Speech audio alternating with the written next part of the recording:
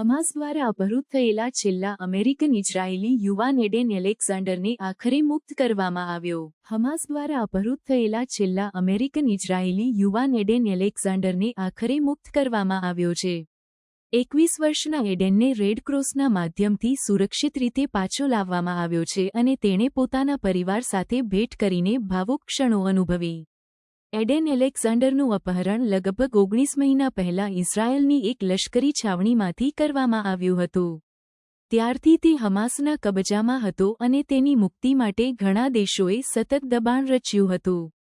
અંતે, સંયુક્ત પ્રયત્નો અંતર્ગત તેની મુક્તિ શક્ય બની છે. એડેનની રહાઈ માનવતાવાદી દૃષ્ટિએ મહત્વની ગણાય છે. આંતરરાષ્ટ્રીય સંસ્થાઓ અને અમેરિકન દૂતાવાસે રેડ ક્રોસ અને મધ્યસ્થી સંગઠનોની ભૂમિકા માટે પ્રશંસા વ્યક્ત કરી છે. તેની રિહાઈ બાદ જ્ઞાતિ અને દેશભરમાં ખુશીની લાગણી વ્યાપી છે. એડેનને હજુ પણ તબીબી નિરીક્ષણ હેઠળ રાખવામાં આવ્યો છે કારણ કે 19 મહિના સુધી બંધક સ્થિતિમાં રહેલા યુવાનના માનસિક અને શારીરિક સ્વાસ્થ્ય પર તેની અસર થઈ હોવાની આશંકા છે. પરિવાર અને તબીબી ટીમ હવે તેની સાજીદારી તરફ ધ્યાન કેન્દ્રિત કરી રહી છે.